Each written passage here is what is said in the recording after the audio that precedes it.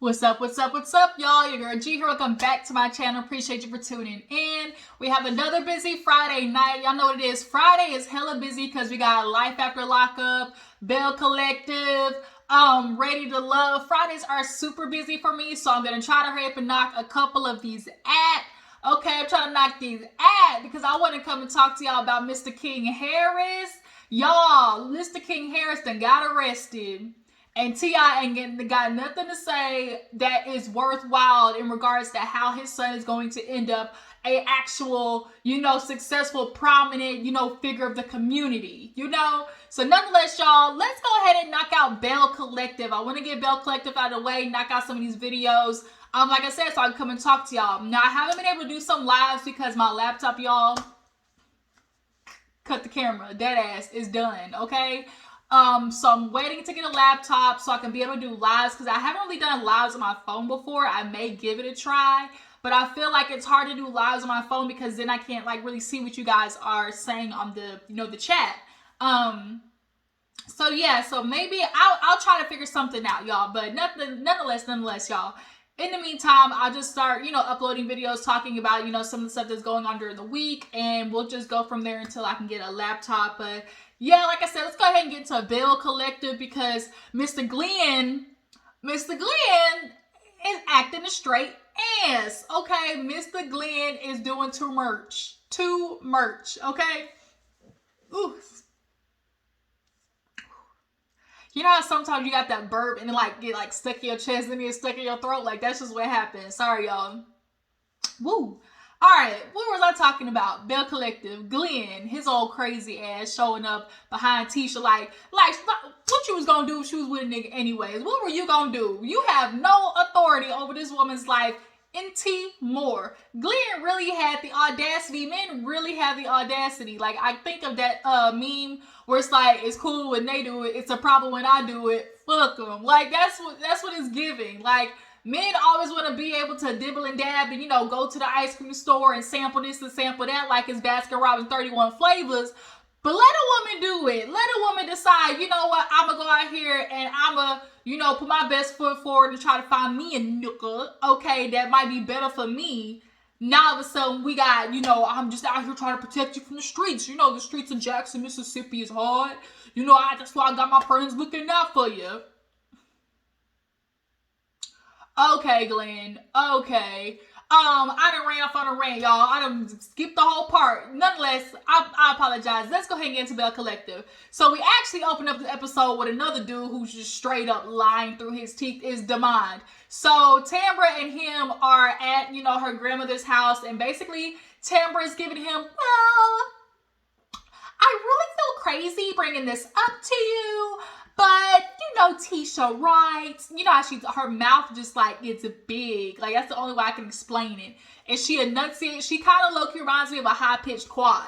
Because, Quad talks with all the theatricals and very, broad with her words. Tambra kind of reminds me of that, but just a higher-pitched version.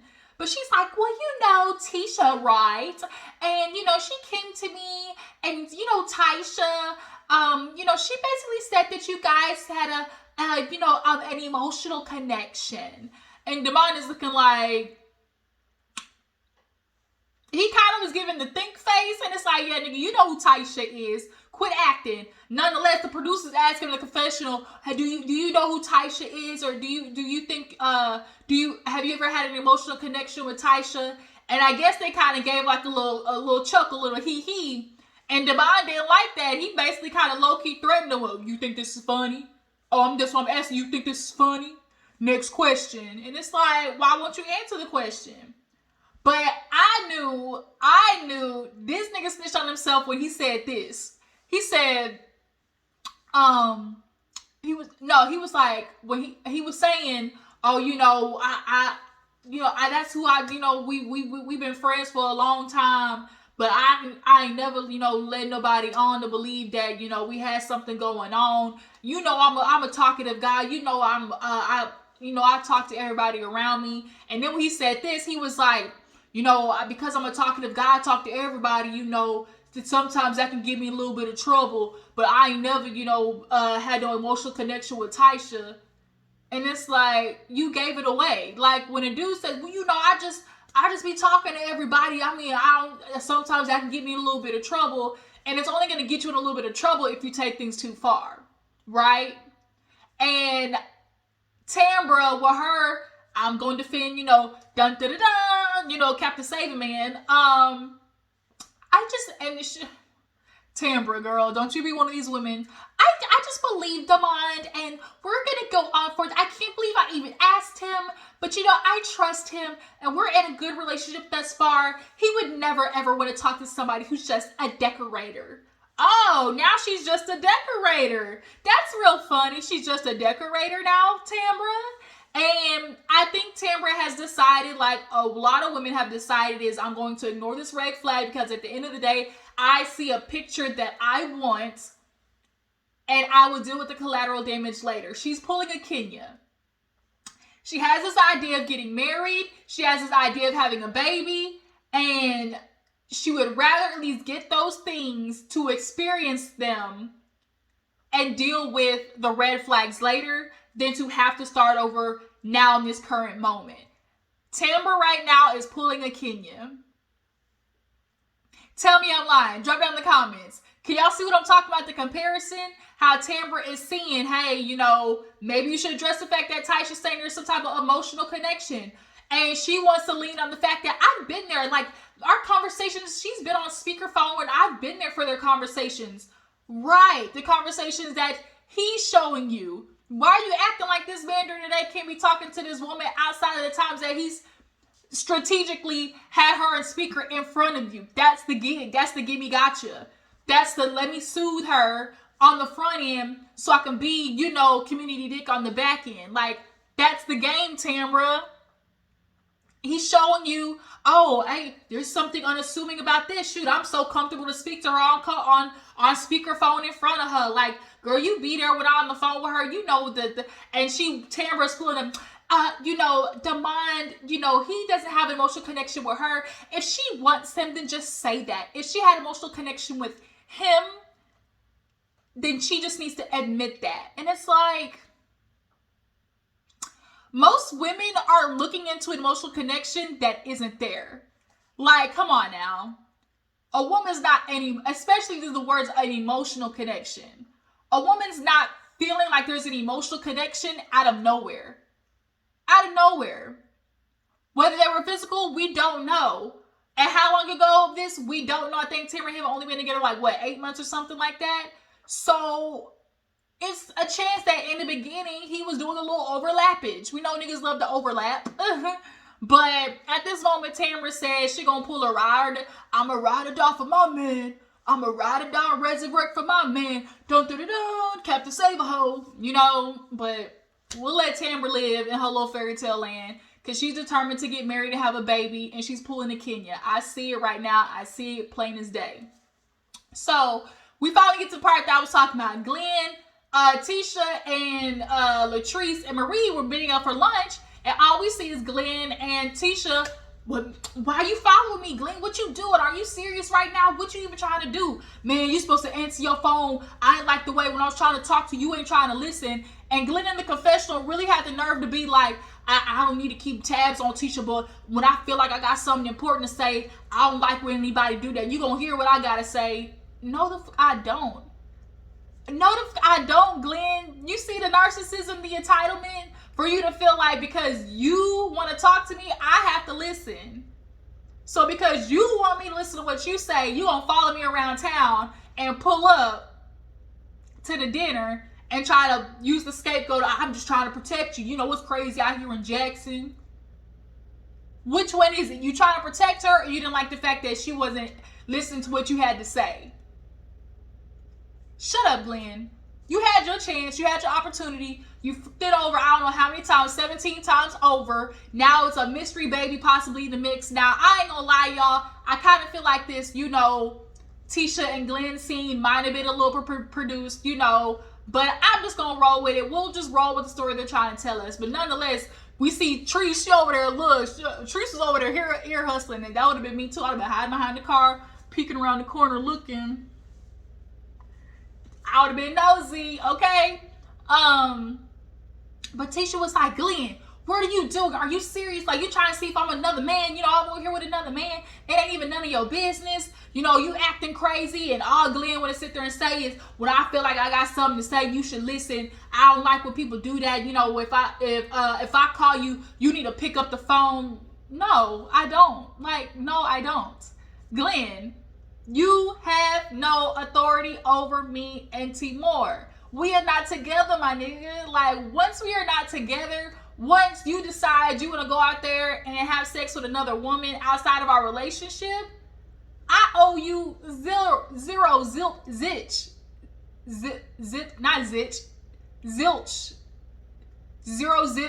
That's what I was trying to say. You know what the fuck I'm trying to say. I owe you nada, nothing, kaput, okay?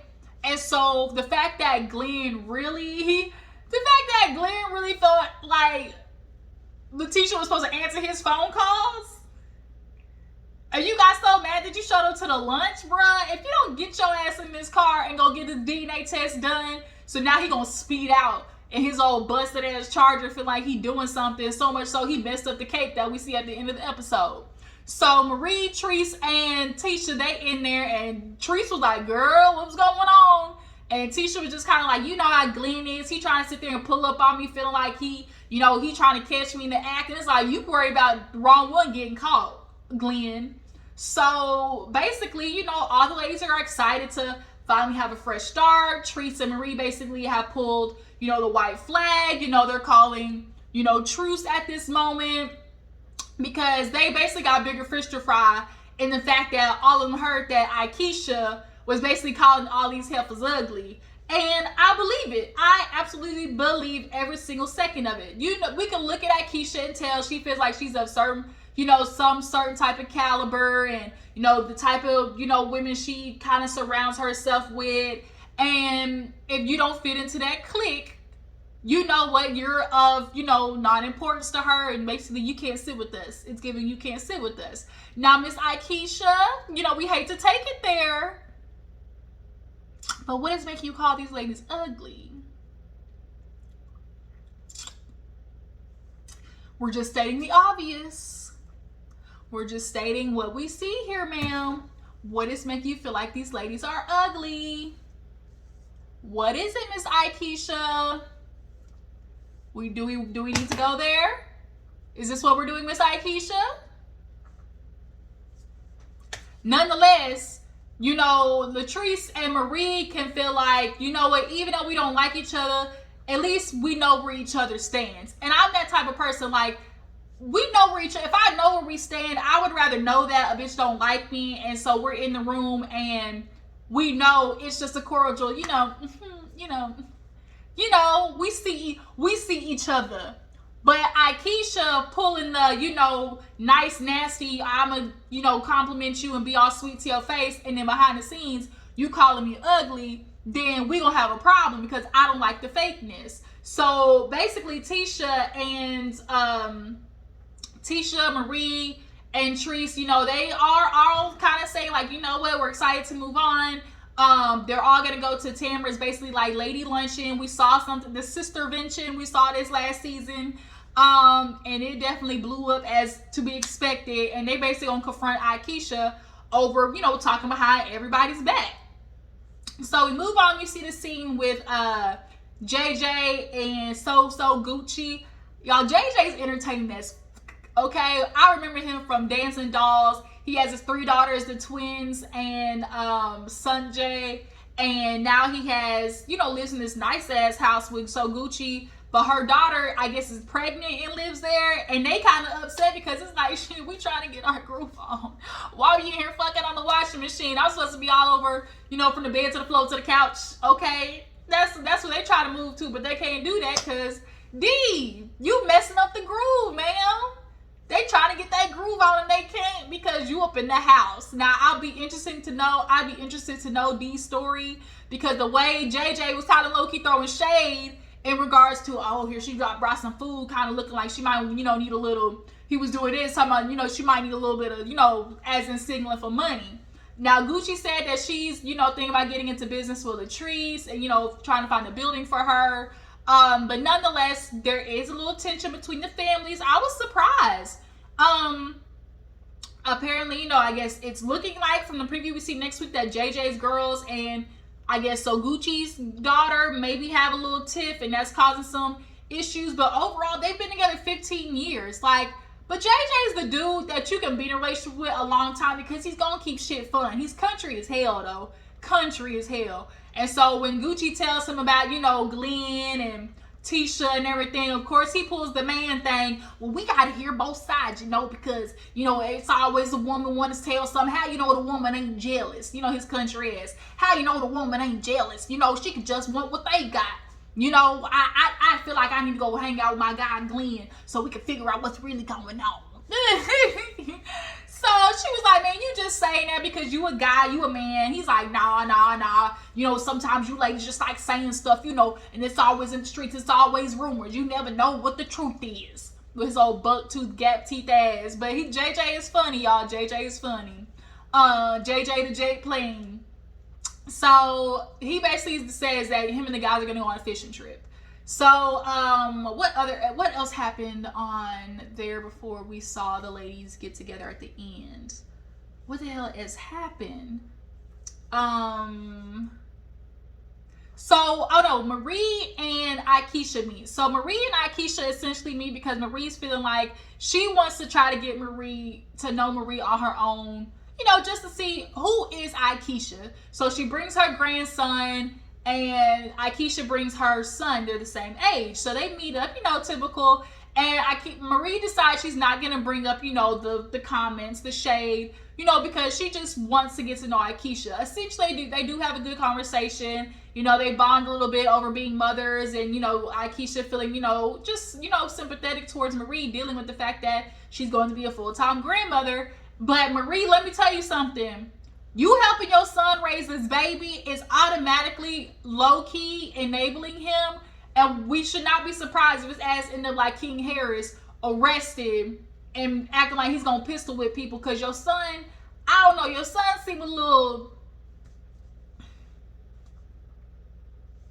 defective. Like, I don't know. He just doesn't seem like he be thinking all the way. And so you be making up for it, paying for everything, you know, taking care of his children, of his babies, and you're leaving him with just the, oh, all you gotta do is go to school. It's really not a lot. He does his homework, and then what? Is he at home helping raise the kids? Is he taking them out? Is he bonding with them? Or is he out fucking college girls? Because that's what it seems like.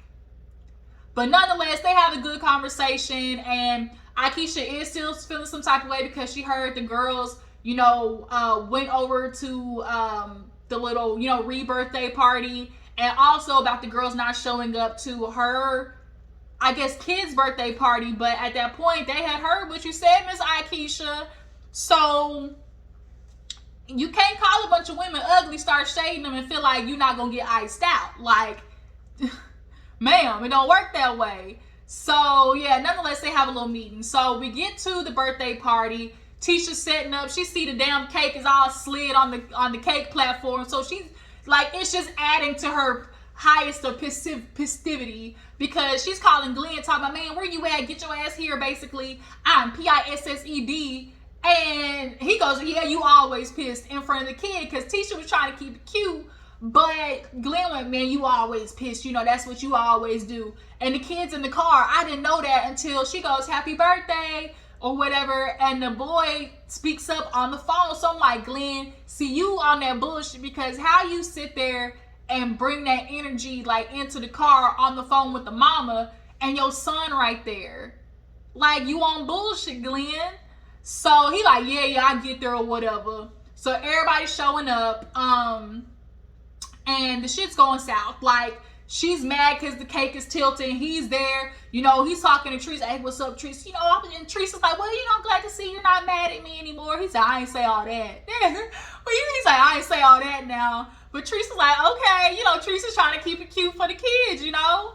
So, so Tisha, you know, she taking her little jabs. You know, he mad at everybody today. And, you know, he mad. He's like, man, I ain't gonna have anybody talking to me, you know, this type of way. You know, you gonna respect me. You gonna respect me. And Treese and Tisha are really kind of trying to ignore him with the, oh girl, this cake is good, you want to handle the gifts? While Glen is over there to the side, hey, everybody gonna disrespect me, ain't nobody trying to give me no chance, don't nobody wanna listen to me, I'm over here trying to tell the truth and move on and get my family back. That's all niggas want to do after they fuck up. I just want my family back. It's all about my family. But you wasn't thinking about your family while your dick was in another woman though. Unprotected at that. Y'all really be out here raw dogging and then bring y'all woman home some stuff and a baby. Y'all be bringing back STDs and a baby. But y'all want you want your family. I want to work for my family. Bro, if you don't get the fuck out of here. So at this point, Treese and Tisha's like, let's go do the gifts. And he's like, you ain't ready to go over there and do the gifts, and I ain't gonna be over there. I'm gonna be with my family. So they kind of split up. Glen goes to talk to Cliff, but here he go talking in circles. Talking about, oh man, I just kind of feel like, I'm a eagle with a goat, and he, an eagle with a goat just drop it all over the cliff. And Cliff is like, what? He's like, so who the goat? He was like, well, I mean, Tisha the goat, Tisha the goat. I just feel like, Tisha's the eagle, and she done dropped me off. And Cliff is like, well, he's like, oh, that's what it was. Glen was like, well, she don't answer the phone, but when I don't answer the phone, it's automatically, oh, he cheating, he guilty, now I gotta go over there, prove my innocence. Yeah, that's what happens when you cheat not only once, but 2, 3, 4, 5, 6, 7, 8, 9 times, Glen. That's what happens. And I'm glad Cliff said it in the confessional. He was like, bro, like, you're the one who kind of put your family in that situation, so you got to be able to understand, like, that trust is broken and that's on you, and, like, you got to do the work to fix it. Like, you can't be mad that that's automatically your assumption when this is your past. You can't sit there making the assumptions about Tisha because she ain't cheated on you. She ain't cheated on you, Glen. Or at least she's good and you ain't found out, at least. And you don't know. But Glen has some nerves. So now Tisha and Glen is going back and forth in front of the babies. Oh, you out here acting up, here you go, Glen, you want to sit there and, cause rumors, everybody out here talking about me, and I just want my family back. Tisha's like, no, because you being disrespectful. How many times am I supposed to let you disrespect me? How many times am I supposed to let you mess up our family? How many times am I supposed to put up with this, Glen? Like, I'm a better woman than that, like, they just going back and forth, and essentially everybody just had to, split them up because, like, they in front of the kids. And Marie was right, like, y'all gotta get y'all shit together, because at the end of the day, like, it's what the kids are gonna feel the energy. And with a lot of parents, when they pull the, let's stay together for the kids, it's like, no, don't do that. Like, I was a product of that. Don't do that. Because your kids feel the energy. And so by proxy, we walk around damn near depressed and, taking on, that transferring energy shit is for real. And the kids now start walking around feeling down and, depressed and don't even know why. It's because y'all, the travel of that toxic energy, that whirlwind is around the house, and don't nobody want to deal with that shit all day. So we see the guys. This was very funny. The guys' fishing trip. Aikisha's husband was just lost in the sauce. All he heard was country talk and didn't know what to do. So basically they all get together and, Glen, they start talking to him about his situation. He's like, man, I don't even know what to do because, I've been doing everything, rubbing her feet, giving her flowers. What am I supposed to do if I'm doing everything? And they were like, well, you got this baby? And he's like, I ain't gonna lie, I had an affair. But, they say, everybody black got a big nose. And everybody just laughed because it's like, bruh. So then he looking at each of their nose. He talking about JJ, well, yo's got a pierce or something like that. And so Cliff said it exactly right. Yo, the easiest way to fix this? Get a DNA test. If it's yours, take care of your responsibilities. If not, move on with Tisha. But why you not having a DNA test by now, bruh? Because a part of you probably feels like or knows that that baby is yours. So then they started talking about, JJ, he was like, well, these ladies, they just be out here spreading rumors and stuff like that. One time I even heard Treese, and Gucci talking, and, to come to find out, Cliff, he done messed with one of my exes. And Cliff was like, man, that was 23 years ago. Everybody was laughing because it was like, what? Word? Damn, this is a small town. You messing with JJ's ex? And Cliff had to let it be known, but that was 23 years ago. But, JJ basically was confirming what men like to feel like they can do. And he was like, my mom always told me, you could read the menu as long as you don't order nothing off it. And then the whole dude was looking like, Aikisha's husband was lost, because he was like, hey, the fuck? He was like, so what is there to do in Mississippi? What y'all like about Mississippi? They like, oh man, it's great, it's great. He was like, yeah, but what is it besides infidelity? And everybody was like, I was like, ooh, okay. JJ, he just killed me. And so basically, Glen, he's like, man, it's so many things a man out here can do, but what am I supposed to do? I'm out here rubbing her feet and, doing stuff for her. And it's like, that's where you're missing the point. You're not doing this shit because you really genuinely want to fix the stuff in your relationship. You just want her back, just to have her back. Not because you genuinely want to change your behavior. Like, it's not just about rubbing feet and giving flowers. It's about actually doing the work to fix yourself and heal yourself internally, because those are all the things that are making you go out there and cheat. And so, and JJ's like, well, when he said this to Gucci, he was like, man, you don't know, what she wasn't doing to make him go out there and do it. And I hate that explanation where men feel like, oh, because, if she ain't doing it, somebody else will. And it's like, Martell had that same thing. Well, Melody wasn't giving me none. She wasn't doing this. And it was like, oh, he blew up his whole relationship over some head. And it's like, you got to ask yourself why the woman isn't doing it. Like, women just aren't doing it for no reason. Like, they aren't hopping on doing a full split for no reason. They aren't, giving you rain ahead for Monday, Wednesday, and Friday for no reason. Like, if these things are no longer happening, sirs, men out there, that's not an excuse to go cheat. Like, you need to go ask your wife what is going on and what she feels like is lacking from you, because she no longer wants to service you in those ways anymore. Like, it's not the times of like women just giving it up because like they have a husband and they're supposed to suffice him because, well, I won't do another bitch will. Like, those times are over. Like, no. But all these guys together was entertaining, and I definitely would love to see those type of scenes again. Aikisha's husband was just lost. He was like, oh my God. He said, I know country accents, but damn. And basically JJ, he takes the approach of look, don't touch. I'm one of those women, I don't care. You can like another bitch photos. You can see another girl. Like, people gonna look, okay? Like, seeing that somebody else is attractive doesn't bother me. Looking at a girl's ass when they walk by, like, hell, I'm looking too, because like I'm just an observant person. Like, those things don't bother me. But it's like your intentions and just your personal respect for me is what's the most important. Like, show your respect. When you genuinely respect somebody, like, you won't do those type of things, be out there in the streets, willy-nilly raw dogging other girls, and then coming back home to me and feeling like I'm supposed to still hop on it. No, sir. We don't do that over here. So last but not least, we finally get to the scene with the ladies, and y'all, it started real easy. Aikisha, she like, well, I heard about the birthday party, and they were like, well, you didn't come because we heard you was talking okay? And Tisha put it plain as day, girl, look, Tambra let us know that you were shady, and Tambra tried to pull I didn't say shady. I said she can throw shade. Throw shade, shady, still the same fucking thing, Tambra. We're not going to sit here and play semantics. That's what Tambra's trying to do. And, Aikisha was like, well, because Tisha let her know I brought you to the table. And Aikisha said, well, at least you're going to bring me to the table. Make sure the plates is clean. And, Tisha let her know that, before she came to the brunch, like, she already had in the back of her head some type of, pre-assumptions, but that didn't make her approach Aikisha to me in any, like, kind of crazy way.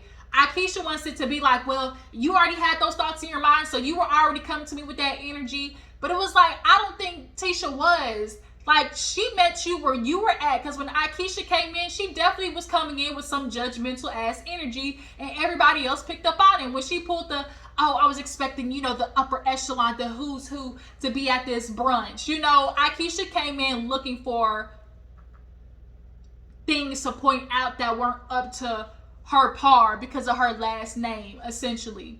So, Tisha asked everybody else, like, no, it wasn't the fact that, it was just a dirty plate. It was like, you kept going. Like, Aikisha kept going with it.